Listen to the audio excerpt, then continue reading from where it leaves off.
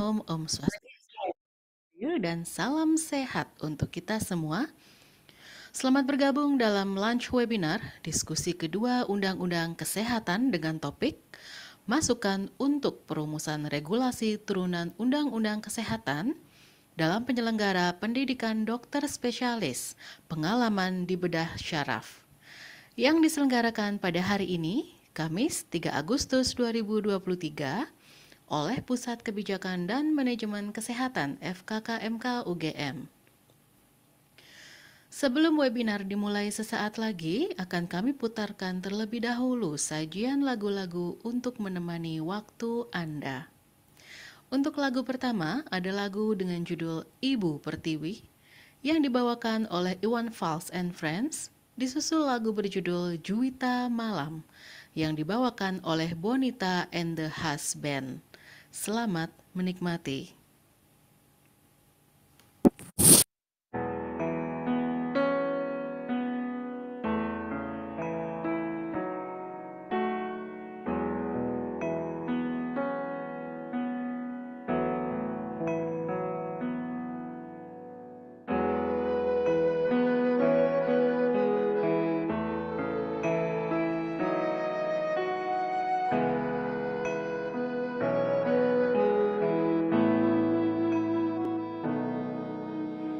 Ku lihat Ibu Pertiwi sedang bersusah hati, air matanya berlinang, mas intannya terkenang. Hutan, gunung, sawah, lautan, simpanan kekayaan, kini Ibu sedang lara merintih dan berdoa.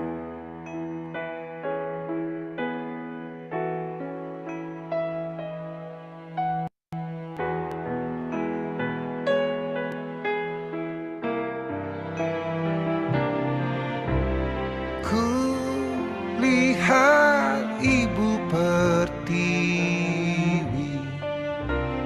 kami datang berbakti. Lihatlah putra putrimu menggembirakan Ibu. Ibu, kami tetap cinta putramu yang setia, menjaga harta pusaka untuk nusa dan bangsa.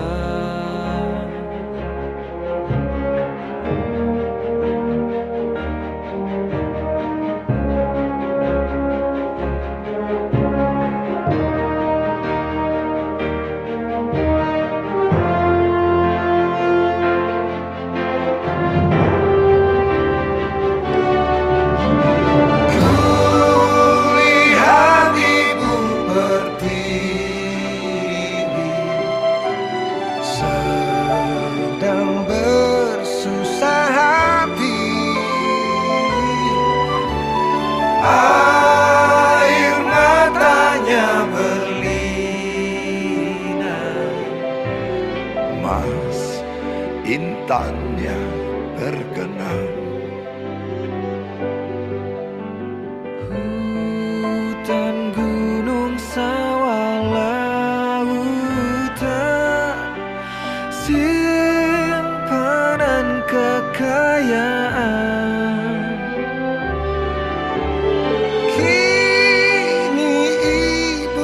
sedang lara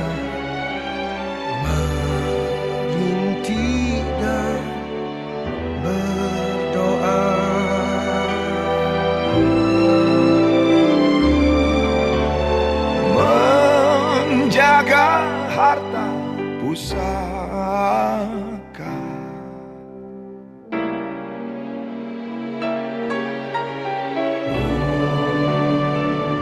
Untuk nusa dan bangsa.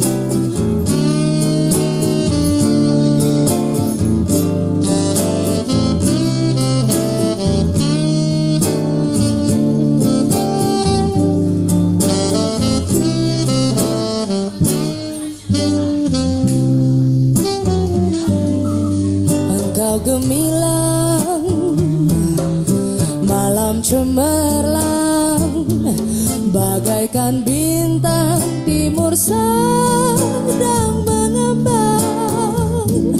Tak jemu-jemu mata memandang, daku namakan di kau juwita malam.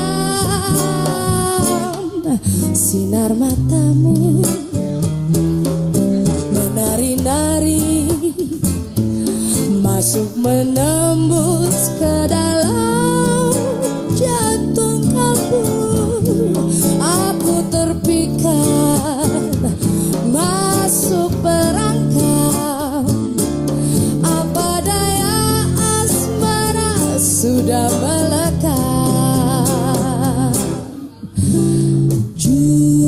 Juwita malam, siapakah gerangan Tuhan? Juwita malam, dari bulankah Tuhan? Kereta kita segera tiba di Jatinegara. Kita akan berpisah, berilah nama, alamat serta esok lusa boleh kita jumpa pula.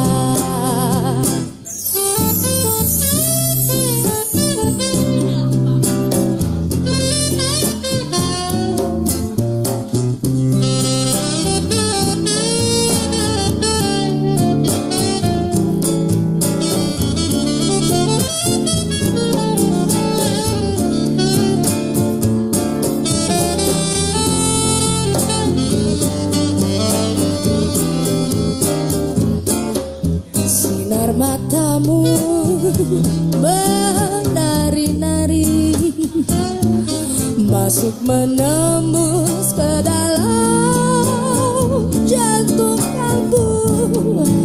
Aku terpikat masuk perangkap, apa daya asmara sudah melekat. Oh juwita malam, siapakah gerangan Tuhan? Juwita malam,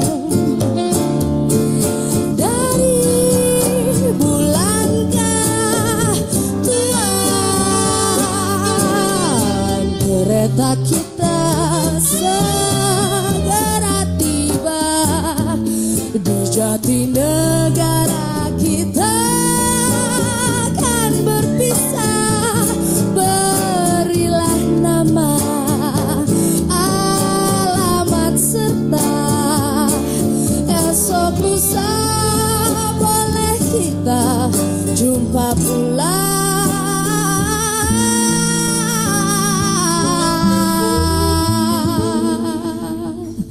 Esok lusa boleh kita jumpa pula.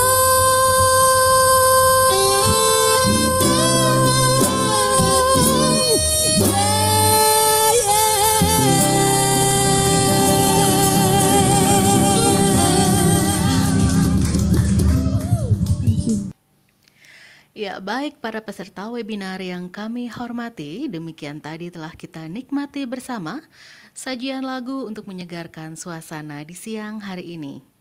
Dan kini saatnya kita memasuki inti acara, diskusi kedua Undang-Undang Kesehatan dengan topik Masukan untuk Perumusan Regulasi Turunan Undang-Undang Kesehatan dalam penyelenggara pendidikan dokter spesialis, pengalaman di bedah syaraf. Selamat mengikuti.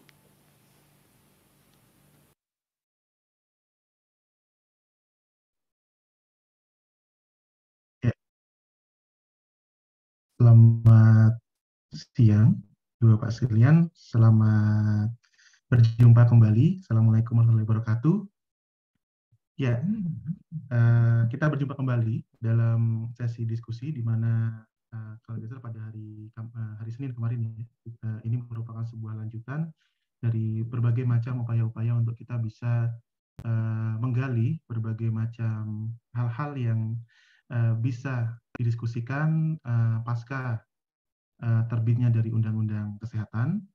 Dan kemarin ketika diskusi, kemudian ada banyak sekali pengalaman-pengalaman yang di-share dan juga berbagai macam hal-hal yang bisa untuk kita diskusikan secara bersama. Dan salah satunya yang kali ini itu adalah terkait dengan pengalaman-pengalaman dalam rangka untuk pemenuhan dokter spesialis, utamanya yang ada di Indonesia. Ya, saya ingin menyapa dulu. Ini ada Prof. Laksono Tisnantoro di sini yang sudah hadir di sini sebagai yang nanti akan memberikan pengantar. Kemudian di sini ada Bapak dari bedah saraf, dari divisi bedah saraf dari FFMK UGM, RSUD Dr. Sarjito, yang nanti ya terima kasih banyak. Di sini ada yang nanti akan disampaikan oleh Dr. Handoyo Pramusinto, spesialis bedah saraf konsultan. Dan juga Bapak Ibu sekalian yang hadir dalam diskusi di siang ini. Ya, mungkin sebagai sekilas Ibu Bapak sekalian, kenapa kok kita bisa sampai sejauh ini, bahwa memang ternyata isu terkait dengan pemenuhan dokter spesialis ya di Indonesia ini banyak menemui tantangan ya, baik itu utama terkait dengan pemenuhan jumlah, distribusi maupun bagaimana retensinya itu ketika dokter spesialis ini utamanya di daerah-daerah yang sulit. Dan ini yang mendasari adanya satu upaya yang diselenggarakan oleh Kementerian Kesehatan dalam rangka untuk melakukan transformasi SDM kesehatan, yang dimana kalau kita lihat di pohonnya di rumah itu ya, di bagiannya rumah transformasi itu ada satu hal yang masuk, yaitu adalah adanya upaya untuk penambahan kuota mahasiswa dokter spesialis. Nah, dari upaya-upaya ini lalu muncul inovasi-inovasi yang dimulai pertama waktu itu dengan adanya SKB ya, Surat Keputusan Bersama dari Kemendikbudristek dan Kemenkes, yang waktu itu meningkatkan kuota melalui skema AHS atau Sistem Kesehatan Akademik, yang dimana di situ akan banyak hal-hal yang terkait penerjemahan semisal terkait dengan bagaimana membina FK terakreditasasi untuk cepat mengembangkan prodi dokter spesialis, atau mungkin pengembangan kemitraan dengan FK yang masih belum memiliki PPDS untuk bisa segera misalkan melalui proses pengampuan, pembinaan, sehingga memang akan banyak muncul prodi-prodi baru yang dalam hal ini itu sering disebut sebagai skema konsorsium PPDS, yang nanti juga dalam proses konsorsium ini juga diiringi dengan peningkatan jumlah dosen dan wahana pendidikan yang tersebar di seluruh Indonesia, semacam itu. Nah, kurang lebih bahwa skema-skema ini itu sudah berdampak ya, kurang lebih bisa menambah sekitar 25-30% kuota dalam waktu 6 bulan pasca SKB 2 Menteri itu muncul, dan bahkan beberapa universitas itu mampu menaikkan jumlah hingga 2 kali lipat dari yang sebelumnya terkait dengan kuota-kuota spesialis pasca SKB ini. Lalu kemudian dengan adanya upaya-upaya ini mendorong adanya perluasan yang terjadi, dan ini perlu untuk kita lihat bagaimana pengalaman-pengalaman yang sudah diselenggarakan oleh berbagai macam institusi pendidikan semacam itu untuk mengembangkan perluasan, baik itu wahana, perluasan baik itu juga perluasan kerjasama dengan rumah sakit yang ada di seluruh wilayah di Indonesia ini, itu dalam rangka untuk meningkatkan kuota dan juga sekaligus membantu pelayanan kesehatan di daerah-daerah yang membutuhkan. Sehingga memang kurang lebih fokus dari diskusi hari ini itu adalah mendengarkan pengalaman dari Prodi Bedah Saraf, FKKM KUGM RSUP Dr. Sajito. Ini terkait dengan skema tadi ya, bagaimana kemitraan dengan berbagai rumah sakit pendidikan yang ada dari Aceh hingga Papua untuk menjalankan skema konsorsium PPDS tersebut. Namun, sebelum kita mencapai ke arah sana, kita mohon izin untuk Prof. Laksono bisa memberikan pengantar sekilas terlebih dahulu terkait dengan bagaimana framework besarnya sebelum nanti kita akan mendetail membahas terkait dengan hal ini berdasarkan pengalaman dari Prodi Bedah Saraf. Kami persilakan Prof. Laksono. 10 menit waktunya, Prof. Kami persilakan. Ya, terima kasih Mas Aryo. Bisa didengar suara saya? Jelas, Prof. Suaranya jelas ya? Oke. Assalamualaikum warahmatullahi wabarakatuh. Selamat siang dan salam sejahtera. Om Swastiastu. Ya. Terima kasih Mas Aryo.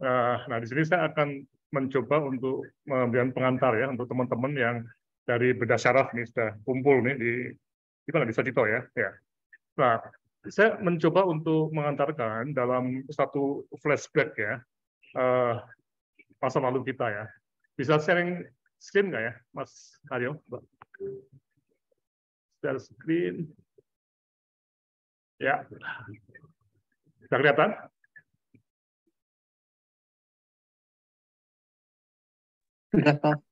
Oke. Nah, ini memang sebuah masukan ya, diskusi ini untuk perumusan regulasi yang saat ini sedang ditulis atau dikembangkan oleh Kemenkes, dan khususnya dalam konteks penyelenggara pendidikan dokter spesialis. Nah, ini nanti kita akan bahas dari Dr. Handoyo, ya, Pramusinto, SPBS konsultan ya dari Sajito ya, pengalaman di Bedah Saraf ya. Nah, sebelum ke sini, saya mencoba untuk mengantarkan sedikit mengenai apa yang terjadi di masa lalu ini. Nah, ini menarik. Masa lalu yang kalau kita lihat cukup penting untuk kita cermati. Di mana kalau kita lihat ada masa yang Undang-Undang Kedokteran 2013 ya sebelumnya, kemudian sesudahnya, pasanya, dan mengapa sekarang ada Undang-Undang Kesehatan OBL ya, yang tadi ini yang menarik. Ada dua jalur pendidikan residen. Yang satu, nah ini yang kita sebut sebagai university base atau di universitas. Yang kedua adalah hospital atau college base. Nah, memang pertanyaannya apakah harus dua, dan apakah yang dua ini suatu masa di kelak benar itu akan bertemu di satu titik. Nah, ini pertanyaan yang nanti kita akan coba lihat ya. Ya, oke. Yang pertama adalah pengalaman empirik sebelum Undang-Undang Pendidikan Kedokteran, itu residen itu dianggap sebagai siswa ya. Nah, di sini ini saya sebagai koordinator pengiriman spesialis ya di masa tsunami Aceh ya, selama hampir 4 tahun. Kami UGM mengirimkan lebih dari 300 residen dan spesialis ke Aceh Barat di Melapo. Kemudian juga pengalaman sister hospital di NTT selama hampir 6 tahun. Ya. Kemudian juga saya menjadi tenaga pendamping ahli ya. Jadi ini bukan pendapat dari FKKM KUGM loh, ya, untuk disclaimer-nya ya. Oke, nah, intinya kalau kita lihat selalu ada anggapan bahwa residen adalah siswa yang harusnya membayar ke rumah sakit seperti koas ya. Dan residen dianggap sebagai siswa yang tidak punya kompetensi klinis. Dan residen tidak punya dasar hukum untuk diberi insentif, dan residen tidak bisa dikontrak. Nah, ini kebijakan tidak jelas. Nah, karena itu kami waktu itu secara kutip ya, itu dengan mungkin puluhan bupati anggota DPRD itu selalu negosiasi seperti ini ya. Nah, memang situasi sebelum itu, sebelum undang-undang TikTok ya, itu memang ada suatu masa di mana kalau kita lihat mutu dan keadilan dalam pendidikan Indonesia itu belum bagus ya. Ini ada banyak hal di situ ya. Seperti pemerintah tidak punya otoritas untuk tingkatan mutu, pendidikan, pelatihan, residensi. Juga dana nggak jelas ya nih. Jadi tidak ada sistem keuangan yang baik, jadi semuanya tidak resmi ya. Nah, kemudian ada dorongan supaya pemerintah hadir di situ ya, sehingga diperlukan aturan yang powerful dalam tingkat undang-undang. Nah, itu yang menarik ya. Sehingga dengan pengalaman di Aceh, NTT yang pengiriman ratusan residen ya, dan ternyata semua bupati dan wali kota yang kami temui itu juga sepakat bahwa presiden itu tenaga kerja, ya, bukan siswa, dan APBD-nya bisa dipakai. Ya, dan selama hampir 10 tahun lebih itu ya, tidak ada satu kasus hukum pun mengenai masalah anggaran daerah dan jasa medik untuk residen itu. Nah, artinya apa? Memang residen itu bisa sebagai pekerja. Dan isu ini yang kita bawa, saya bawa menjadi isu pasal-pasal yang ada di Undang-Undang TikTok, dan ini juga berbasis pada benchmarking di US dan Australia. Jadi residen sebagai pekerja. Nah, ini yang menarik sekarang, apakah hospital base atau universitas atau semi hospital base ya? Dan apa artinya? Nah, ini yang kemudian masuk ke undang-undang bisa menjadi bagian dari undang-undang TikTok ya, di mana mahasiswa pendidikan spesialis dan subspesialis itu bukan mahasiswa biasa. Mereka punya hak termasuk insentif dan kewajiban-kewajiban sebagai seorang pekerja. Nah, ini bisa masuk ke sini. Dan pada waktu jarang sekali ada organisasi termasuk OP yang memperjuangkan hal ini. Jadi seperti undang-undang TikTok itu ya tidak banyak yang memperjuangkan lah untuk masuk ke situ ya, tidak segaduh yang sekarang ya. Nah, ini pasal-pasalnya. Dan yang sangat penting, seharusnya itu ada kontrak antara residen dengan rumah sakit pendidikan, karena undang-undangnya bicara mengenai hak dan kewajiban tadi ya. Oke ya. Nah, sekarang kalau kita lihat pada masa itu, mengapa bukan hospital base ya? Ya. Tapi tetap hospital base. Nah, karena memang pada waktu itu belum ada sistem OPL ya, dan masih ada undang-undang di belakangnya ya, termasuk undang-undang pendidikan nasional di mana ada pendidikan formal, sehingga tetap akhirnya masuk ke university base ya. Dan juga kolegium belum independen dari OP. Ya, nih. Dan situasi akademik di rumah sakit juga belum sekuat yang sekarang ini ya. Jadi intinya tetap university base karena masuk ke undang-undang Sisdiknas ya. Namun, nah nih, manajemennya itu diusahakan atau tujuan hospital base karena presiden dianggap sebagai pekerja. Jadi ada istilah semi hospital base ini ya, yang dipakai pada waktu itu. Oke. Nah, apa artinya? Jadi ketika ini sebagai pekerja itu butuh perubahan sistem rekrutmen presiden dengan mempertimbangkan kebutuhan dan kemampuan RS pendidikan menerima residen. Dan ini membutuhkan penambahan rumah servis pendidikan dan membutuhkan dosen-dosen yang berstatus NIDK. Nah, ini contohnya ya. Ketika Opskin misalnya di FK KMK UGM mendapatkan kuota menerima 10 ya. Nah, ini banyak pada Sarjito. Butuh berapa? Nah, kalau Sarjito hanya butuh 6, ya 6. Nah, yang 2 yang lainnya, atau 4 lainnya, itu masuk ke Klaten atau ke Banyumas. Jadi, presiden itu diterima atas kebutuhan rumah sakit pendidikan sebagai pekerja. Ya, tidak bisa masuk banyak tanpa ada penghitungan tadi. Ini. Oke ya, ini harapannya. Jadi seperti ini prosesnya. Oke, jadi akan ada suatu pendidikan residen di UGM yang dia banyak di Sarjito atau di Rumah Sakit Klaten atau RSA UGM atau di Banyumas ya. Ini tergantung. Nah, oke, mirip dengan Harvard Medical School yang ada di US ya, seperti itu ya. Konsekuensinya, nah ini butuh penguatan, terutama dalam hal SDM, dosen NIDK yang disesuaikan dengan profesi klinisi. Ya. Dan butuh ngorak SPP yang jelas. Nah, ini SPP itu harusnya yang bayar bukan perorangan, tapi rumah sakit yang mengirim atau Pemda atau beasiswa. Jadi ini itu maksud seperti itu ya. Nah, kemudian juga residensi dapat diselenggarakan oleh FK swasta juga, karena pokoknya FK yang A itu boleh. Ya. Tapi setelah 10 tahun Undang-Undang TikTok ini, ternyata baru satu ya, UPH yang berani membuat pendidikan residensi. Ya. Nah, bagaimana pascanya? Nah, ini yang menjadi isu kunci ya. Ternyata pasca Undang-Undang TikTok ini berjalan, ini nggak smooth ya. Rumah sakit belum menerima residen sebagai penuh ya. Semi hospital base belum terlaksana dengan baik ya.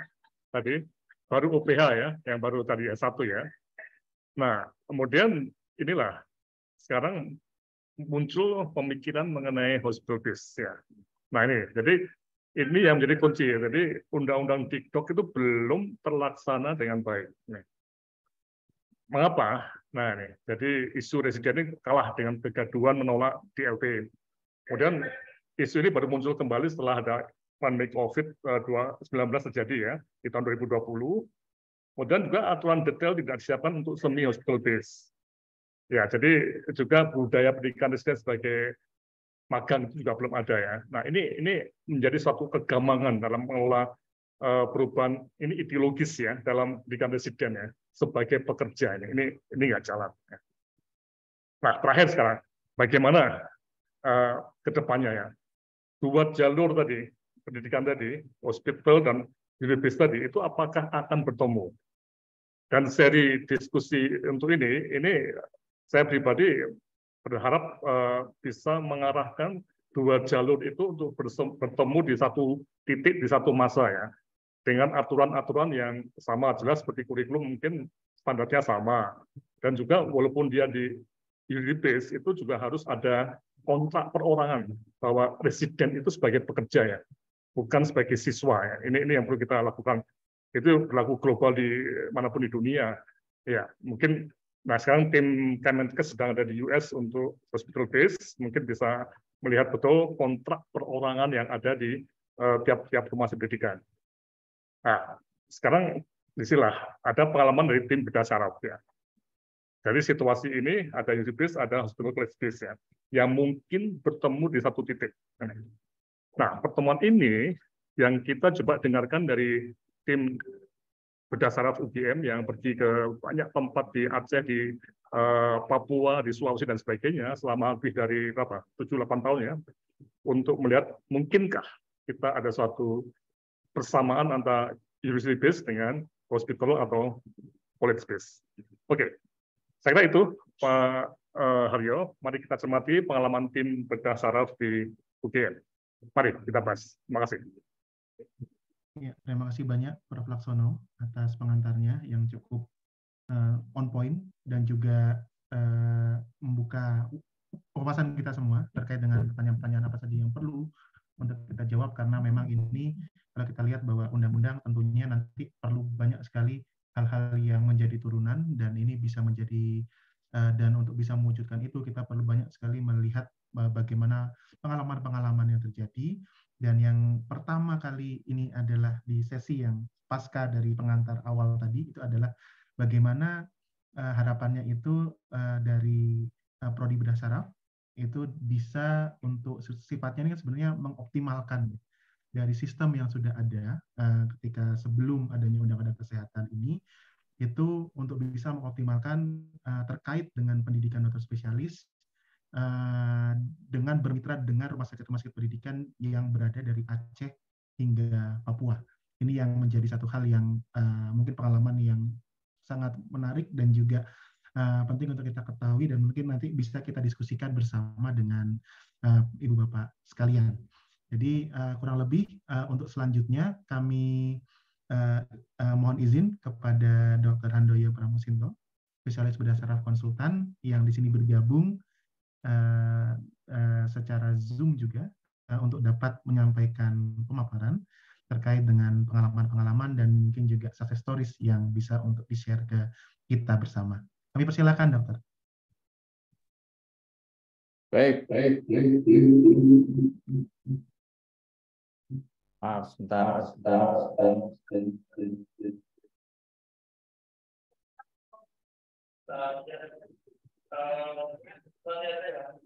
Ya. Apakah sudah bisa didengar? Prof. Laksono, Sudah, Pak Haryo? sudah. Apakah suara saya terdengar? Bisa. Sudah terdengar jelas, Prof. Halo? Sudah terdengar? Halo, dokter? Sudah terdengar dengan jelas? Sudah bisa terdengar? Iya, Dengar, Oke. Pak. Sudah. Baik. silakan. Assalamualaikum warahmatullahi wabarakatuh. Selamat siang, salam sejahtera untuk kita semua.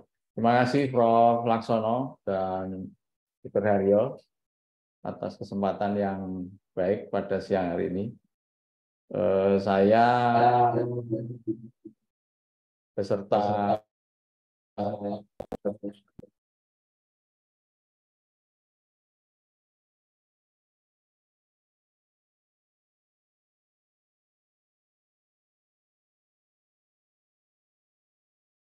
Dokter Handoyo, selamat siang.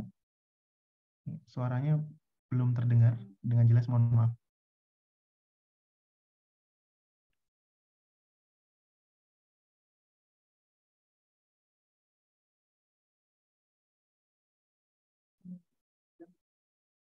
ya. Maaf, suaranya Sudah jelas namun menggaung, Dokter Handoyo, suaranya. Apakah ya sebentar, Dr. Haryo. Itu di situ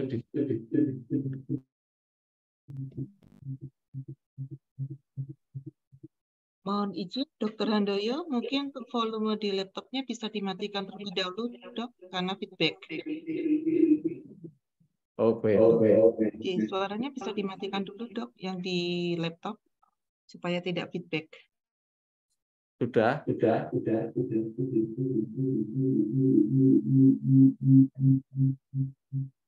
mungkin dari Alvin bisa membantu memute yang ini apa dari device-nya Dr. Handoyo? Baik, kita coba lagi. Masih feedback nih. Ya. Atau yang di sana coba di stop aja mungkin Dr. Tri. Maaf, sebentar. Ada. Ya, ini sudah jelas, Dr. Handoyo.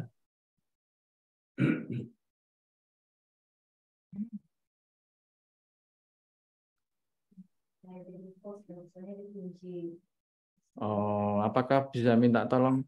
Sudah jelas, Akun berdasar Dr. menjadi Handoyo, co-host ya, suaranya? Dr. Sudah Haryo. tidak ada feedback. Oh. Mungkin kami persilakan, Dok.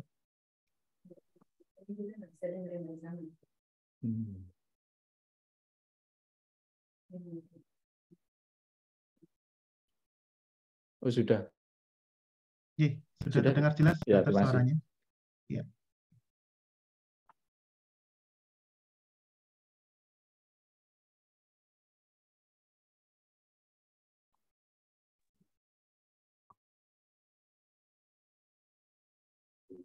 Kami persilakan, Dr. Handoyo. Ya.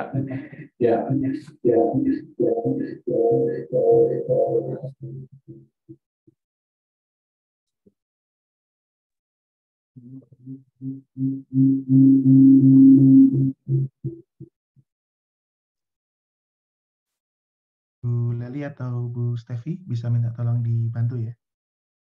Kira-kira bagaimana ini? Terima kasih.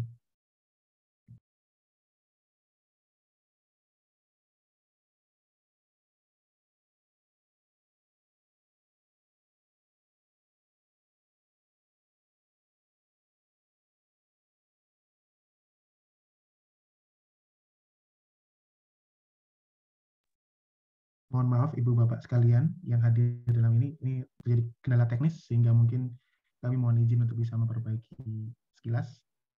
Jadi selamat siang. Ya, mungkin begini Pak, Mas Haryo. Ya, Mungkin silakan. sambil menunggu itu, mungkin kalau ada yang mau bertanya mengenai pengalaman yang lama, silahkan mumpung ambil menunggu dari berdasar baik lagi. Ya, ada yang mau komentar atau tanya mengenai pengalaman masa lalu ini? Kami persilakan Ibu Bapak sekalian. Silakan. Ya, silakan ada sama Pak Heditan ya. Kami persilakan untuk bisa berkomentar atau bertanya. Kami persilakan. Oke, terima kasih moderator, terima kasih Prof. Saya Dr. Hedi ya, SPOG.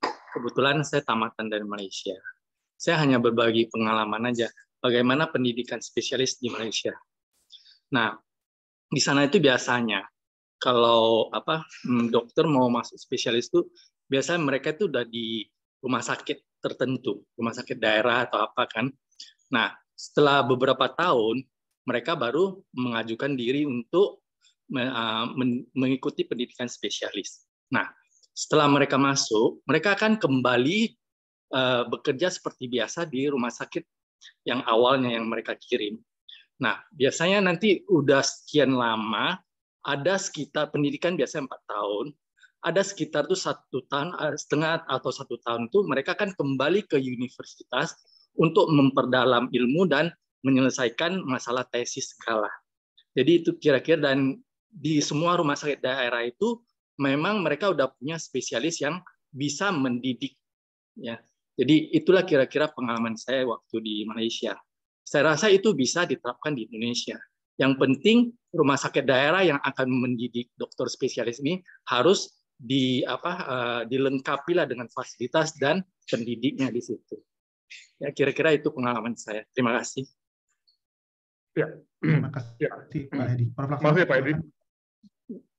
Ya, justru ini Pak yang nanti dalam pengembangan misalnya di aturan-aturan turunan ini bisa diusulkan juga oleh timnya nih. Makanya Pak Haryo sebagai peneliti muda di PKMK yang fokus di sini, ya, halo, bisa memfasilitasi teman-teman kayak Pak Hedi itu untuk memberi masukan. Dan memang rancangannya memang seperti itu ya. Jadi sebetulnya residen itu sama dengan undang-undang Dikdok dulu ya, 10 tahun yang lalu ya. Itu masuk ke pendidikan residensi itu sudah mempunyai posisi di rumah sakit, ya, atau akan diposisikan di situ. Jadi tidak ada yang namanya harapannya dulu ya, residen itu yang bayar sendiri, kemudian cari-cari pekerjaan setelah lulus, Pak. Begitu, Pak. Ya. Tapi sekali lagi, kita belum sampai ke sana. Nah, mungkin dengan ada undang-undang kesehatan ini kesempatan emas kita untuk memperbaiki sistem pendidikan residen ini. Demikian, Pak. Terima kasih. Ya. Terima kasih banyak, Pak Laksono. Ini kita sapa dulu lagi, Dr. Handoyo. Selamat siang.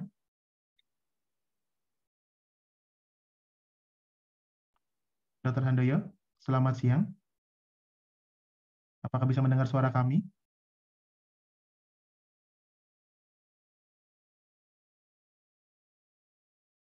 Sepertinya masih belum.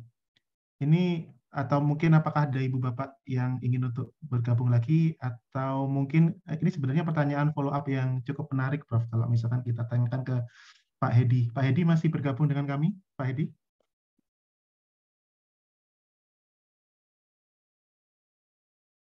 Pak Hedi, selamat siang. Oh, sepertinya sudah tidak bergabung lagi, nggih, Pak Hedi. Dr. Handoyo, selamat siang, Dokter. Apakah bisa mendengar suara kami?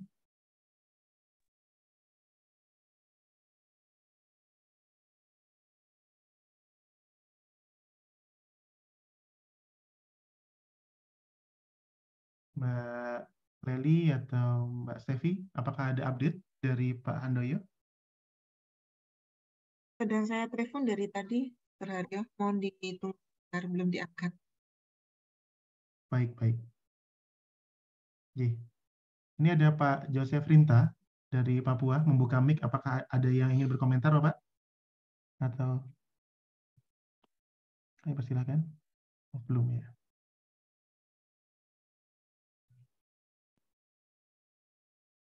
Ya, mungkin gini, Pak Arya ya. Kebetulan saya membantu tim bedah saraf itu juga ya. Dan juga Pak Yosef Rinta waktu di Papua ya. Masih ingat Pak ya, kita rapat di Papua berapa kali itu ya. Nah, memang yang menarik dari tim bedah saraf yang ada di Sarjito UGM ini, itu menggunakan pendekatan kerjasama erat dengan pemerintah daerah. Karena waktu itu ada satu kekhawatiran ketika residen bedah saraf itu dilatih di Jogja dan pulang itu tanpa didampingi, itu bisa terjadi tidak siap rumah sakitnya. Tidak siapnya termasuk juga masalah pendapatan dan sebagainya. Nah, oleh karena itu, teman-teman bedah saraf minta bantuan saya, karena saya dianggap pengalaman untuk menangani spesialis sister hospital di NTT, untuk bikin tim yang model seperti itu. Artinya residen bedah saraf yang di Jogja itu sebelum selesai udah pulang juga ke Papua dan udah mulai operasi, tapi didampingi oleh tim bedah saraf.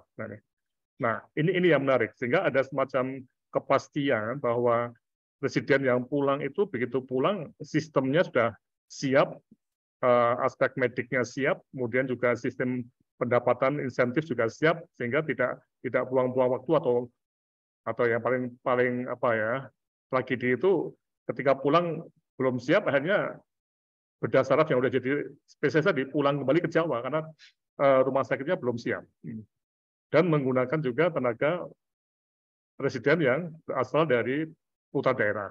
Ya. Gitu. Ya, setuju, Prof. Jadi Ya. kan mungkin mulai dari perencanaan, pemetaan, kemudian Ya. pendidikan sampai penempatannya itu juga apa ya, Prof ya, melibatkan bersama begitu, Prof ya. Termasuk juga dengan Pemda nih, Prof. Bagaimana mereka bisa merekrut, kemudian sampai kemudian mendistribusikan, memastikan bahwa ketika mereka bekerja itu secara infrastruktur siap, secara benefit yang mereka kembangkan juga siap gitu, Prof. Dan ini sebenarnya cukup menarik karena memang skema untuk terlibatan Pemda ini menjadi satu hal yang sebenarnya cukup kompleks, Prof, karena kadang-kadang ada yang terkait dengan Pemda kabupaten kota, Pemda provinsi, yang ini mungkin nanti bisa kita bahas bagaimana pengalaman ini berdasarkan apa yang dikembangkan oleh bedah saraf. Dr. Handoyo, selamat siang.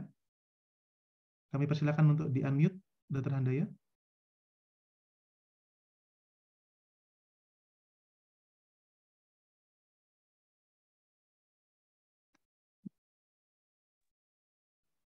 Ya, kami persilakan, Dokter. Apakah sudah bisa didengar? Sudah sangat jelas, Dr. Handoyo. Terima kasih. Kami persilakan, Dokter. Waktunya sekitar 10-15 menit, kami persilakan. Ya, baik. Terima kasih. Mohon maaf atas kendala teknisnya. Ya, saya lanjutkan. Jadi kami berada di ruang Sister Hospital Rumah Sakit Umum Pusat Dr. Sarjito. Ya, berharap nanti apa yang kami sampaikan bisa bermanfaat untuk kita semua. Baik. Jadi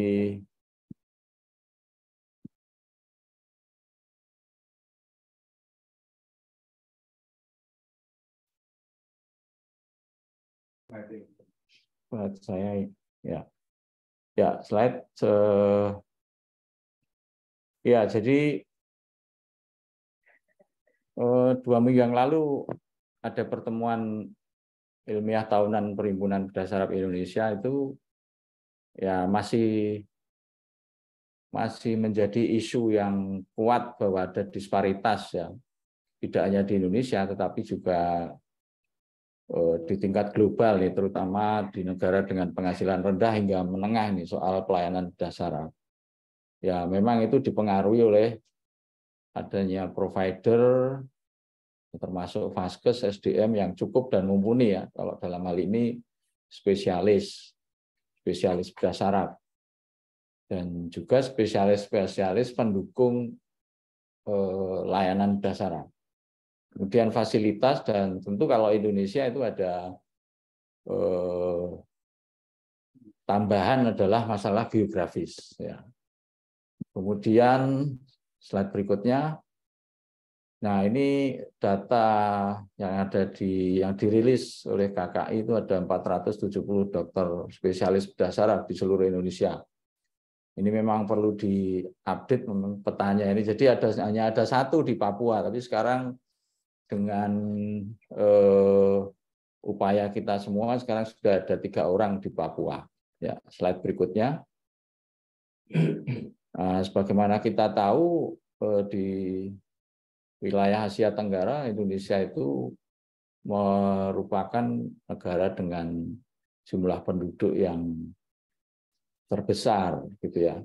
Karena kemarin kita bicaranya soal pelayanan bedah saraf anak, maka ini adalah data umur 0 sampai 19 tahun ya. Di Indonesia itu ada 88 juta. Nah, seperti kita tahu distribusinya itu ada masalah ya. Jadi terkait dengan tadi juga disampaikan infrastruktur, lokasi ya. Kemudian juga komitmen pemerintah daerah serta berbagai hal yang terjadi gitu ya. Lanjut. Nah, pola yang dipilih ini tadi disebutkan oleh Prof. Laksono. Jadi kita mulai sebenarnya dulu Prof. Laksono mendorong kami itu mulai 2010, Prof. Jadi sudah lebih dari 10 tahun, 13 tahun, Prof. Ya, terima kasih.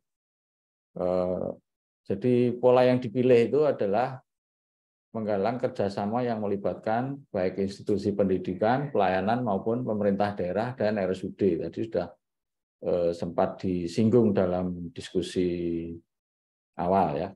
Nah, ini adalah bentuknya adalah sister hospital. Nah, kami kemarin juga diskusi dengan tim sister hospital Rumah Sakit Sarjito terkait dengan langkah-langkah dan juga diskusi pada hari ini. Slide. Nah, tahap-tahap programnya, jadi ini kalau kita lihat nampaknya tidak terlalu rumit, tapi dalam implementasinya kita menghadapi banyak tantangan, ya, banyak tantangan. Jadi membangun komunikasi semua stakeholder tadi sudah saya sampaikan, ada institusi pendidikan, institusi pelayanan, ya, pemerintah daerah, fasilitas kesehatan di daerah, RSUD, ya. Kemudian juga setelah itu, kalau mereka dengan komunikasi yang baik dan sudah terbangun komitmen, maka akan dilanjutkan menyusun Memorandum of Understanding dan termasuk PKS-nya. Ya. Kemudian dilanjutkan dengan rekrutmen kandidat, ya, melalui jalur yang tersedia. Nah, ini nanti yang akan bisa menjadi diskusi seperti tadi disampaikan Prof. Laksono, bagaimana rekrutmennya.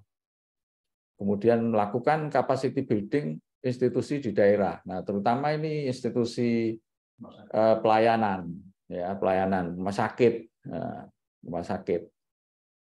Jadi nanti kita lihat ada contoh lah. Saya di Papua itu setelah kita melakukan beberapa kolaborasi akan ada capacity building yang meningkat. Dan ini yang kemarin sempat menjadi sorotan Direktur Utama Rumah Sakit Sarjito adalah terkait dengan monitoring dan evaluasi. Ini juga menjadi tahap-tahap program yang penting karena ini sampai sekarang masih ada beberapa program sister hospital dari Rumah Sakit Umum Pusat Dr. Sarjito.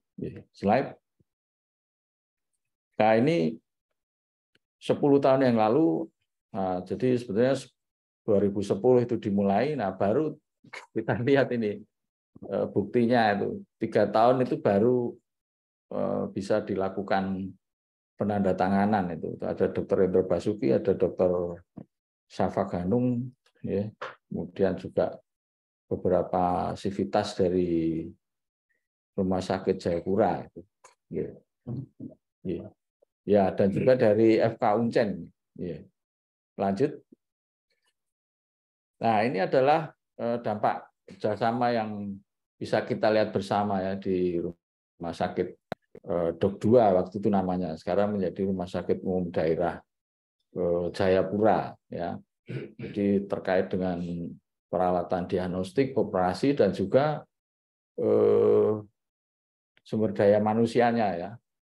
Dalam hal ini apakah itu dokter spesialis maupun juga perawat baik di kamar operasi, di instalasi dokter dan perawat di ICU, di IGD, yang menjadi mata rantai yang tidak terpisahkan begitu ya. Kalau kita bicara dalam hal pengembangan baik itu pendidikan maupun pelayanan. Ya, lanjut. Slide berikut. Nah, ini juga dampak kerjasama yang kita lihat dari capacity building-nya. Ya. Jadi ada peningkatan dalam hal pelayanan. Jadi yang kami sampaikan juga ini meskipun kita itu dulu memulai dari bedah saraf, tapi pada perjalanannya tidak hanya tim bedah saraf, tapi juga ada layanan bedah plastik, ada pelayanan bedah torak, kardiovaskuler, yang itu kemudian barangkali nantinya ini akan menjadi semacam ya embrio begitu ya untuk pengembangan pendidikan dan pelayanan di berbagai bidang gitu ya. Nah, kemudian juga masalah manajerial. Jadi manajerial rumah sakit ini kita juga menghadapi beberapa tantangan ya. Misalnya kami di sini dengan 3 STR misalnya, apakah kami bisa mendapat surat penugasan sehingga ada surat izin praktek di rumah sakit yang remote area ini ya, jauh dari rumah sakit Sarjito misalnya.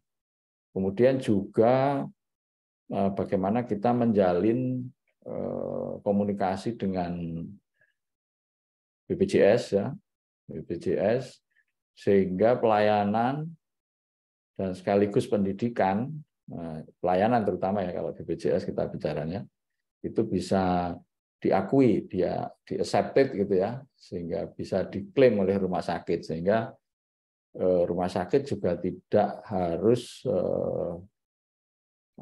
spend anggaran yang tambahan begitu ya. Nah, ini barangkali menjadi catatan penting kalau kita ingin mengembangkan pendidikan dan pelayanan yang akan datang. Ya, lanjut. Ya, ini 2 di antara sejawat bedah saraf yang sekarang ada di Jayapura, ya, satu Dr. Tommy, yang satu Dr. Pauline, ya. Kalau di Indonesia bedah saraf wanita itu ada kelompoknya sendiri, namanya WINS itu ya, Women in Neurosurgery. Ya, kalau di internasional juga ada, jadi ketuanya seorang profesor wanita dari Jepang, Profesor Yoko Kato. Ya. Jadi mereka sekarang bisa melanjutkan ya pelayanan yang lebih baik di Rumah Sakit Umum Daerah Jayapura. Pada waktu itu direktur yang banyak berperan membantu kegiatan kami adalah Dr. Gigi Yosef gitu ya. Yosef, saya lihat tadi juga beliau ada join di forum ini. Ya, terima kasih Dr. Yosef. Selanjutnya. Nah, apa yang kami kerjakan ini kami publikasikan melalui jurnal. Ini jurnal yang Neurosurgical Focus ini cukup impact-nya cukup tinggi. Dan ada satu kolaborator dari Kanada ya, dari Saskatchewan University. Ini Prof. Ekong ini yang fotonya saya pampangkan di sini. Beliau banyak mendorong dan membantu dengan visitasi dan juga mengundang kami konsulen dan residen untuk observe gitu ya di Regina Hospital ya, di Saskatchewan. Jadi kolaborasinya ini nasional internasional nih. Ya. Baik, terima kasih. Selanjutnya. Ya, ini adalah bagan yang kami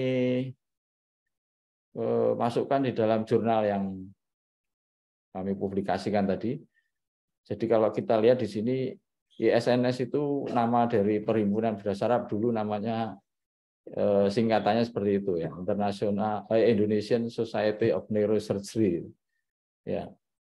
Kemudian di atas itu ada Ministry of Health, kemudian di sini ada Ministry of Education and Culture, kemudian di sini ada Teaching Hospital, kemudian di sini ada ya local government, ini pemerintah daerah, baik provinsi maupun kabupaten dengan dinas kesehatan dan rumah sakit itu menjadi stakeholder yang penting ya dalam kegiatan yang dilaksanakan, karena tanpa dukungan dari pihak-pihak ini tentu saja program akan tidak bisa berjalan dengan baik. Nah, ini barangkali nanti algoritma atau diagram seperti ini nanti yang mungkin bisa kita kembangkan, kita diskusikan bagaimana sehingga kita bisa memberi kontribusi terhadap tadi disampaikan oleh Prof. Laksono ya, titik temunya di mana, waktunya kapan itu untuk pemenuhan kebutuhan dokter spesialis di Indonesia. Slide berikut. Ya, jadi beberapa slide terakhir ini dari pengalaman atau program-program yang kami lihat, kami kerjakan, kemudian kami hayati gitu ya. Ini sister hospital ini dapat menjadi salah satu model pengembangan pendidikan dokter spesialis berbasis rumah sakit. Tentu seperti yang disampaikan oleh Prof. Laksono, banyak yang harus ditulis. Kemarin juga seperti yang ditanyakan oleh Dr. Andreas Meliala kemarin, apakah kalau misalnya rumah sakit diberi kesempatan mendidik sendiri, bagaimana koridornya supaya mereka tidak misalnya selfish gitu ya. Ya. Nah, ini perlu koridor-koridor yang kuat ya, sehingga memang tujuannya nanti tercapai gitu ya. Ya. Slide berikut. Nah, ini adalah tantangannya. Tantangan. Jadi challenge-nya ini. Ada Undang-Undang Dikdok 2013, ada Undang-Undang UPL 2023. Oh ya, Prof. Laksono mungkin nanti bisa kalau berkenan untuk share link untuk kemarin kami diskusi dengan teman-teman Hukmas itu, ternyata mereka belum punya versi yang apa istilahnya? Versi yang lengkap, versi yang sudah ditandatangani, masih kebanyakan masih punya draft-draft saja. Ya. Kemudian di sini ada PP 52 nomor tahun 2017. Nah, bagaimana ini bisa menjadi jembatan atau bridging supaya bisa ketemu di suatu saat gitu ya untuk kebutuhan nasional. Baik, slide berikut. Terima kasih atas perhatiannya. Sekali lagi mohon maaf atas gangguannya tadi. Ya. Terima kasih. Saya kembalikan Dr. Haryo. Ya, Terima kasih banyak Dr. Handoyo, promosi spesialis berdasar konsultan, sudah menjelaskan dan juga memaparkan terkait dengan program-program yang sudah diselenggarakan oleh Berdasaraf, program studi Berdasaraf, RSUP Dr. Sarjito FKK UGM, dalam hal ini dalam rangka untuk bisa mengembangkan program studinya untuk bisa meningkatkan kuota kurang lebih dan juga untuk turut serta dapat membantu dalam proses pelayanan di daerah-daerah yang membutuhkan. Tadi case-nya adalah di Papua. Mungkin sebelum kita beranjak ke pertanyaan yang ada di chat dan sebagainya ini, mungkin apakah ada komentar dulu dari Prof. Laksono? Saya persilahkan, Prof. Ya, ini saya kira memang satu hal yang perlu kita catat betul ya. Pengalaman dari teman-teman di Berdasaraf ini bisa dipakai untuk memperbaiki atau untuk penulisan turunan undang-undang ini. Ini yang penting sekali. Mari kita diskusikan, Pak. Ya, silakan. Baik. Terima kasih banyak, Prof. Laksono. Nah, ini ada, mungkin apakah kita persilakan untuk Bapak Ibu yang ingin untuk bisa menanyakan langsung dulu, bisa raise hand, atau bisa langsung membuka mic, kami persilahkan. Permisi, oh ya, silakan. Ingin menginformasikan, jadi PKMK itu mengembangkan website diinisiasi oleh Prof. Laksono. Di situ sudah ada draft undang-undang kesehatan yang terbaru yang tapi saat ini kan belum diberi nomor ya, belum sampai tahap penomoran tapi sudah ditetapkan. Bapak dan Ibu bisa mengecek di website tersebut. Kami sudah memfasilitasi ada kotak-kotak diskusi di situ per bab, ada 20 bab dan kami sudah memisahkannya per bagian juga. Jadi Bapak Ibu nanti bisa memberikan diskusi begitu, mengikuti diskusi dan juga memberikan analisis di kolom komentarnya. Seperti itu. Terima kasih. Ya, terima kasih banyak Bu Stevi atas penjelasannya. Tolong ditulis di itu, Bu, di chat ya Bu ya, Bu Stevi ya. Untuk sudah, cara sudah. Oke. Oh iya. Ya. Ini mohon izin Prof. Laksono, Dr. Handoyo. Ini ada satu pertanyaan yang sebenarnya ini cukup bisa merangkum. Cuma mungkin kita mencoba dari hal yang terakhir dulu. Ini dari Ibu Nur ya, pertanyaannya dulu. Nah, berarti kalau misalkan tadi program yang disampaikan Dr. Handoyo, ini apakah akan ada program jaga di luar Jawa atas dasar pemerataan residen selama ini? Mungkin apakah boleh diceritakan Dr. Handoyo terkait dengan bagaimana proses pendidikan kemarin dari beberapa orang yang ada di Papua semacam itu, kira-kira untuk memperjelas bagaimana proses pendidikan ini diselenggarakan di Prodi Bedah Saraf di FKK UGM dan RSUP Dr. Sarjito. Kami persilakan, Dokter. Ya, baik. Terima kasih. Ya, ini memang menarik itu. Jadi yang kita lakukan, jadi mereka itu pada kompetensi tertentu ya. Jadi bukan pada tingkat pengayaan, terutama setelah jadi menjelang kompetensi terakhir mandiri ya. Jadi sebelum mandiri lah kira-kira. Tapi dia sudah lewat menengah, tinggal menjelang mandiri atau sudah mandiri. Itu memang kita kirim ke sana. Jadi ke Papua, ya ke Jayapura, ke Aceh, ke Tapak Tuan atau ke Sigli, kemudian ke Palu. Ya, itu ada stasiunnya. Kalau di Palu, ya misalnya sebagai contoh di Palu, itu karena sudah ada alumni spesialis ada di sana, itu menjadi lebih baik lagi. Tapi kalau misalnya di sana belum ada, maka kami secara bergantian itu melakukan supervisi. Ya, supervisi.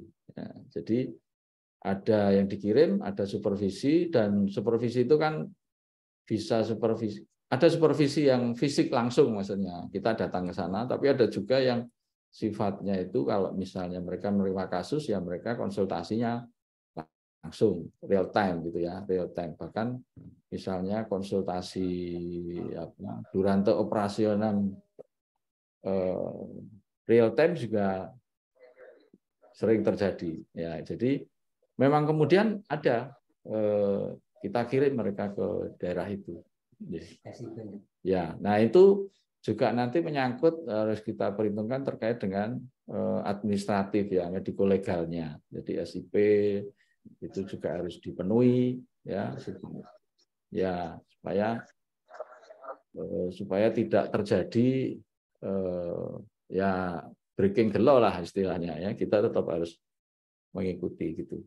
Terima kasih atas pertanyaannya. Demikian penjelasan dari kami. Terima kasih banyak Dr. Handoyo. Jadi memang ada aja Dok untuk program untuk luar Jawa, dan ini sebenarnya yang sangat menarik sebenarnya bagaimana dari Prodi Bedah Saraf itu bisa berkolaborasi atau juga membuka komunikasi maupun juga tadi saling berkolaborasi dengan pemerintah daerah semacam itu, Dr. Handoyo.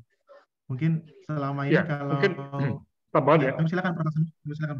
Nah, ini yang menarik ya. Jadi dari apa yang disampaikan oleh Pak Handoyo itu, Pak Handoyo atau Bedah Saraf tidak hanya melatih ya, tapi menyiapkan Pak ya infrastruktur di lapangan supaya ketika residen itu pulang itu everything is ready Pak. Semua sudah siap itu Pak ya. Pak Ya betul. Ya betul Prof. Betul Prof. Jadi ekosistemnya itu disiapkan. Jadi ya. Ekosistem mereka di sana itu disiapkan.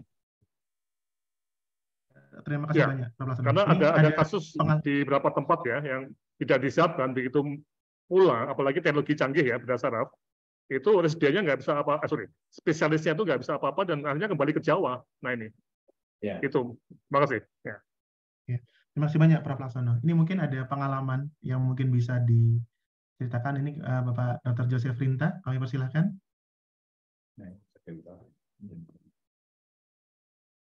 Ya, baik. Terima kasih, Dr. Haryo. Jadi saya menambahkan apa yang disampaikan oleh Dr. Handoyo, ya, bahwa memang dari kerjasama ini sebagai bagian dari program hospital base ke depannya dengan Undang-Undang Omnibus Law itu, memang betul kita melakukan percepatan. Tadi sudah disampaikan oleh Dr.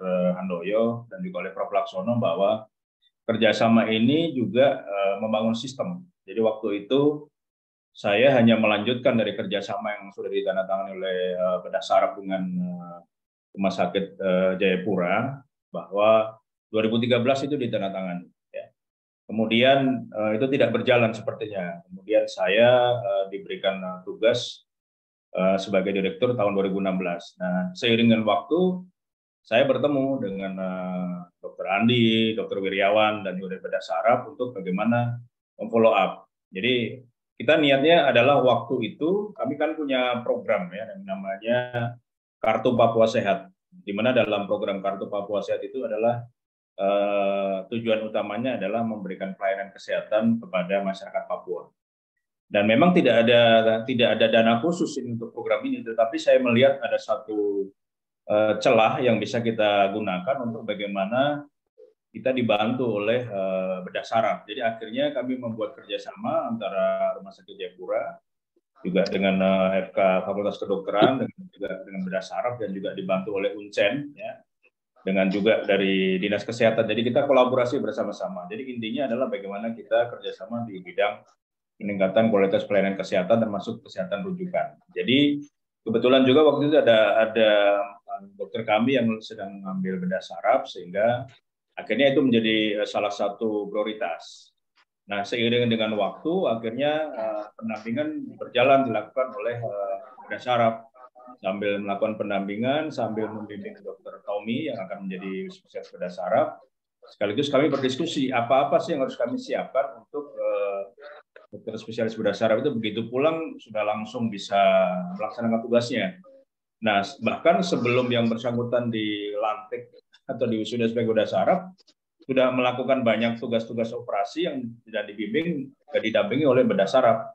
Sekaligus juga kami mempersiapkan alatnya, termasuk waktu itu juga karena kami juga didukung oleh Kementerian Kesehatan, sehingga kami bisa membeli Microsoft Electron. Nah, memang waktu itu memang keberuntungan juga buat Rumah Sakit Jayapura. Kami mendapat support dari Kementerian Kesehatan yang begitu baik, bahkan kami bisa melengkapi fasilitas peralatan yang ada, termasuk juga tadi disampaikan bisa Microsoft Electron, begitu bisa menyiapkan CAT lab-nya, kemudian CT scan-nya. Bahkan ada 16 unggulan yang berhasil kita wujudkan hanya dalam waktu kurang lebih 1,5 tahun dengan pendampingan dari Rumah Sakit Sarjito. Dan seiring dengan waktu itu berjalan dengan baik. Dan memang ini saya kira jadi cikal bakal bahwa kami sangat sependapat dengan program hospital base ini, karena kami bisa mendapatkan banyak kemudahan. Banyak teman-teman yang mungkin dengan jalur biasa susah masuk, ya, tapi dengan program ada yang namanya afirmasif, ya, pendekatan afirmasi, karena ini daerah Papua, jadi kita akan kita harapkan juga menjadi center pendidikan di tanah Papua, karena pada waktu yang bersamaan juga Rumah Sakit Jayapura menjadi tempat praktek bagi dokter Objin, calon-calon dokter Objin, waktu itu kerjasama dengan UI, kemudian juga dengan Universitas Hasanuddin, itu untuk bedah tulang, ya, jadi ortopedi. Jadi sebenarnya banyak hal yang sudah kita lakukan kerjasama itu, sehingga Rumah Sakit Jayapura hanya mungkin karena memang kami kurang tenaga pendidik, mungkin ya itu kerjasama antara rumah sakit di Jogja, di Sarjito, dan juga dari Universitas Gadjah Mada untuk mendampingi kami. Jadi kita harapkan bahwa dengan cikal bakal ini kan lebih mempercepat, ya, karena saya kira dosennya kan sama. Dosennya sama-sama dari UGM, punya kualitas, punya NIDK, kurikulumnya juga tetap dari UGM, sehingga Di tempat kami dilakukan mungkin percepatan karena mungkin kasusnya banyak, sehingga dokternya bisa lebih terampil. Ini harapan kita, dan juga kita memang membangun sistem, ya. Dan kita harapkan ini sistem berjalan, bahkan mungkin ke depan kita akan juga akan mengembangkan program spesialisasi bedah umum. Sebenarnya sudah siap, cuma memang situasi sekarang ini tentang keuangan. Nah, ini perlu kita diskusikan nih, Prof. Laksono. Ini siapa ini yang membiayai? Ya? Karena dengan situasi yang sekarang ini, Papua sedang mengalami ya kemampuan keuangannya agak sedikit problem. Mungkin Prof. Laksono sudah paham nih, karena adanya pemekaran, kemudian ada case yang sedang terjadi, sehingga memang banyak hal yang tidak terdanai dari program-program itu. Bahkan rumah sakit Jayapura sendiri sekarang saya melihat kualitasnya sudah menurun sangat jauh, bahkan sekarang sedang konflik, ya, antara direktur. Ini ada 2 direktur kembar yang memang juga ini menjadi menyulitkan ini. Semua program ini menjadi kacau. Jadi memang menurut saran saya mungkin Prof. Laksono perlu ada yang namanya pendampingan, Prof. Supaya kita betul-betul bisa dibantu, diarahkan, karena ya terus terang saja kami membutuhkan pendampingan. Tapi ya situasi tanah Papua, kami Prof. Laksono paham sekali bahwa otonomi khusus itu, bahasa otonomi khusus yang memang perlu kita garis bawahi, bahwa otonomi khusus itu adalah upaya program dari pemerintah untuk percepatan mengejar ketertinggalan.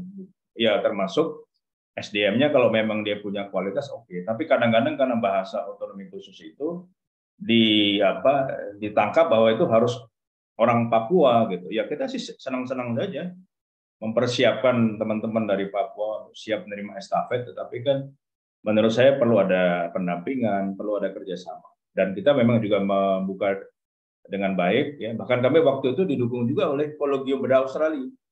Jadi semua dokter bedah waktu itu kita ada banyak pelatihan, bahkan dibiayai oleh Kolegium Australia gitu. Tapi mungkin setelah saya tidak di situ, tidak tahu kerjasama itu seperti apa. Karena memang faktor kerjasama itu kan kepercayaan ini, Pak. Jadi kalau kita sudah dipercaya, sudah dikenal, akan lebih mudah untuk kita bisa menyampaikan program-program dan untuk bisa mengimplementasikan. Jadi sekali lagi kami terima kasih pada Saraf yang sudah membantu kami, mendampingi, bahkan kami waktu itu berkembang sangat pesat, ya, karena didukung juga oleh Kementerian Kesehatan. Jadi saya kira memang keempat faktor tadi tidak boleh kita lupakan. Jadi nanti kerjasamanya adalah pemerintah daerah, pemerintah pusat, dari baik Kementerian Kesehatan maupun Kementerian Dalam Negeri, dan bahkan mungkin Kementerian Keuangan pun dilibatkan. Jangan sampai nanti program ini sudah dimulai, ada masalah. Sekarang ini ada banyak masalah, kan? Banyak mahasiswa liga spesialis yang tidak terbayarkan ini uang kuliahnya. Jadi memang mungkin itu yang perlu dari awal kita susun dengan baik, sehingga perencanaannya kita susun dengan baik pada saatnya. Sebenarnya pengalamannya sudah kita lakukan, hanya mungkin aspek manajemen tadi, Dr. Haryo dan Prof. Laksono, bagaimana betul-betul dipersiapkan dengan baik. Saya kira itu tambahan dari kami. Sekali lagi terima kasih. Dr. Joseph. Prof. Laksono, apakah ada komentar singkat, Prof, dengan tanggapan Dr. Joseph? Ya, Pak Yusuf Rinto ini memang dulu Kadinkes Provinsi Papua, ya, yang sama-sama waktu saya ke sana, ya, itu menyiapkan ini juga. Nah, memang betul, Pak. Ini ternyata di luar faktor yang teknis itu di Papua banyak yang non teknis, Pak, ya, yang bisa menghambat. Ya. Tapi tentunya kita nggak akan berhenti, ya. Nah, sekarang ini memang di Kemenkes sudah ada tim untuk ya semacam sister hospital itu, Pak. Sudah ada. Nah, ini yang terutama untuk stroke, ya, cancer, jantung, uro, ya, kalau nggak salah, ya. Nah, ini yang akan menggunakan model-model kerjasama dengan Pemda tadi, Pak. Nah, ini tentunya akan dikaitkan dengan hospital base, ya. Nah, saya nanti akan titip pesan pada teman-teman yang ngurusi ini, ya. Oke, begitu Pak Haryo. Tapi sekali lagi bahwa teman-teman yang pernah membuat seperti ini, itu saatnya untuk membuat catatan bagi Kemenkes, Pak Handoyo, ya, Pak Rinto, ya. Apapun yang pengalaman baik atau buruk itu bisa nggak di-share ke Kemenkes supaya ketika membangun PP itu jangan sampai pengalaman jelek terulang atau pengalaman baik terlupakan. Nah, ini. Terima kasih. Mohon izin, ini ada satu lagi dari Dr. Cahya, lalu ada satu chat. Ini karena mungkin bisa singkat nih, Dr. Cahya, untuk nanti mungkin kita bisa karena kontrak waktu. Kami persilakan, Dr. Cahya. Ya. Selamat siang. Assalamualaikum warahmatullahi wabarakatuh. Waalaikumsalam.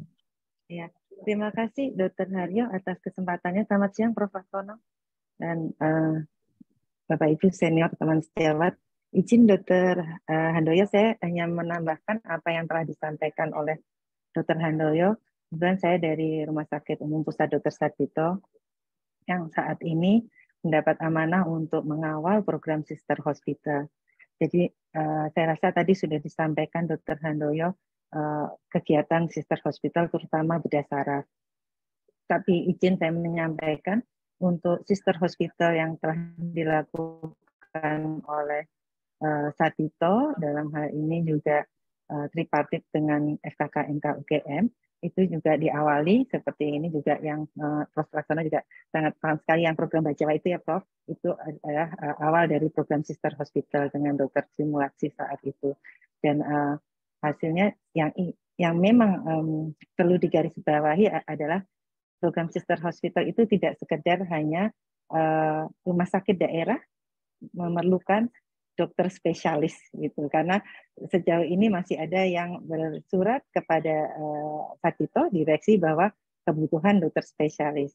Tetapi lebih jauhnya adalah capacity building untuk pengembangan layanan supaya layanan tersebut mandiri sehingga disiapkan dari sisi SDM-nya dalam hal ini kaitannya dengan pendidikan spesialis dan putra daerah terutama yang diutamakan supaya setelah selesai pendidikan spesialisnya, layanan sudah siap sehingga kembali ke daerahnya. Dan tentu saja infrastruktur, tadi ada pertanyaan atau concern dari Prof. Laksono juga bahwa jangan sampai spesialis sudah siap kembali ke daerah, alat tidak ada. Dan secara umum manajemen dan milieu atau kondisi lingkungan itu memang sudah disiapkan benar untuk layanan tersebut. Jadi outputnya adalah mandiri terhadap pengembangan atau layanan yang memang dikembangkan. Jadi memang dan bedah saraf sudah memulai dari Aceh sampai Papua seperti tadi disampaikan. Saat ini juga masih berjalan di Wates, kemudian Pati juga sudah tanda tangan PKS, kemudian ada beberapa yang masih waiting list sedang kami proses. Nah, yang ingin kami sampaikan sebagai yang sehari-hari juga mengawal atau ya adalah dan daerah permasalahan yang kami hadapi ternyata aturan di daerah itu bermacam-macam sehingga sangat teletmit antara daerah satu dengan daerah yang lainnya. Ini kaitannya dengan saya juga baca di chat pertanyaan tentang STIP, STR, spesialis itu juga berbeda-beda. Kemudian juga kaitannya dengan pastinya dengan BPJS. Ya, jadi ini yang memang harapannya kalau memang Sister Hospital kegiatan atau program Sister Hospital akan dijadikan template itu harapannya aturannya bisa generik gitu ya bagus sehingga lebih memudahkan gitu karena terus terang waktu dan apa ya banyak juga tantangan di situ Prof. Dr. Haryo karena sangat berbeda-bedanya aturan dan ini yang kadang membuat kita tidak bisa segera mewujudkan suatu kerjasama untuk Sister Hospital. Tapi semangatnya tentu saja pengembangan layanan itu supaya bisa mandiri. Ya, saya rasa demikian tambahan dari Sarjito. Terima kasih Prof. Laksono, Dr. Ya, baik, terima kasih banyak Dr. Cahya. Ini atas tambahan-tambahannya dan juga masukannya dan juga beberapa concern termasuk juga upaya-upaya untuk kita bisa membuat penguatan melalui regulasi Dr. Cahya terkait dengan penerapan Sister Hospital ini agar bisa benar-benar sesuai dengan apa yang sudah diselenggarakan. Dan ini ada satu lagi pertanyaan terakhir yang mungkin kepada Dr. Handoyo nih. Mohon penjelasan dokter kalau di rumah sakit daerah tersebut belum ada spesialisnya.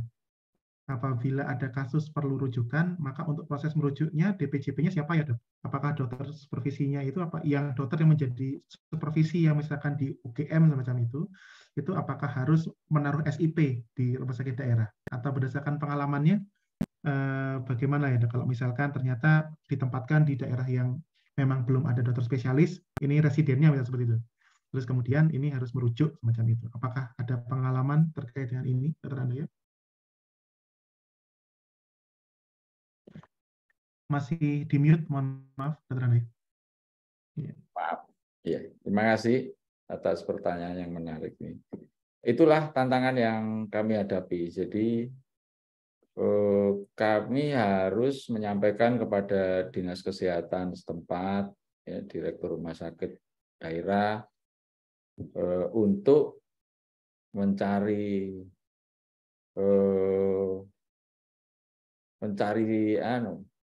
jalur, ya jalur, kalau saya sebut jalur lah, supaya bisa ada surat penugasan yang diterbitkan untuk dijadikan dasar penerbitan SIP, ya. Jadi sebetulnya kan di dalam Undang-Undang Praktek Kedokteran itu ada satu opsi surat penugasan. Hanya itu seperti yang disampaikan Dr. Yaya, itu masing-masing daerah itu memiliki privilege yang berbeda. Ya, jadi pengalaman di Aceh itu kami bisa mendapat surat. Jadi misalnya Dr. Indra Basuki sebagai PIC pelayanan di Sigli misalnya, beliau bisa mendapat surat izin praktek dari yang diterbitkan oleh Dinas Kesehatan Kabupaten Sigli. Ya, tanpa harus menyerahkan STR, ya. STR. Jadi hanya ada kita mengurus berkas-berkas, kemudian dari sana diurus ke Dinas Kesehatan, keluar surat penugasan, kemudian terbit surat izin praktek. Ya. Nah, jadi dengan demikian kalau sudah ada SIP atas nama DPJP atau PIC yang ditugaskan, ya bisa ditulis sebagai perujuknya adalah DPJP. Kalau misalnya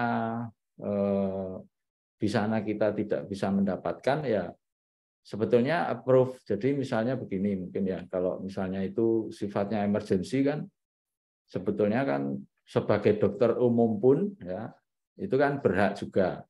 Nah, lebih dari dokter umum, beliau ini kan teman-teman yang dikirim itu kan sudah sebagai residen. Residen juga ada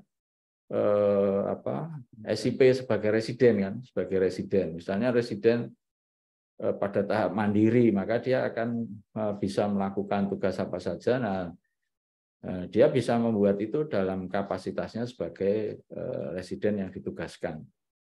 Ya, alhamdulillah sampai sekarang sih tidak ada masalah ya mediko legal terkait dengan rujukan, apalagi kemudian kalau kita bisa melakukan komunikasi yang baik dengan kemana mau merujuk, apa indikasinya dirujuk, itu juga akan mengurangi kemungkinan terjadinya konflik ya. Kalau ada kasus sulit, nah ini misalnya Dr. Wirawan, ada kasus spine yang complicated atau tumor yang complicated yang bisa elektif, maka itu disiapkan misalnya dalam waktu 2 minggu, sehingga supervisor atau pembimbing bisa mempersiapkan waktu untuk datang ke TKP gitu ya, TKP. Jadi bisa. Jadi itu hanya memang itu tidak bisa kalau kasus-kasus yang sifatnya darurat, emergency gitu ya. Nah, untuk kasus-kasus selektif itu ada beberapa kasus bisa dilakukan tindakan, dan mungkin malah bisa juga dengan presiden yang lebih junior untuk pembelajaran begitu ya. Itu pengalaman kami. Terima kasih atas perhatiannya. Ya, berarti sudah Mas Aryo. Silakan, Ya, ini terkait dengan SIP tadi, itu memang dalam Undang-Undang Kesehatan yang baru nanti, itu dibuka kemungkinan untuk dokter yang praktek lintas provinsi atas tugas negara, ya macam-macam tadi ya, itu SIP-nya dikeluarkan oleh Menteri Kesehatan, Pak. Jadi lintas provinsi, Pak. Jadi ini untuk mendukung program-program pemerataan seperti ini. Begitu Pak Handoyo ya.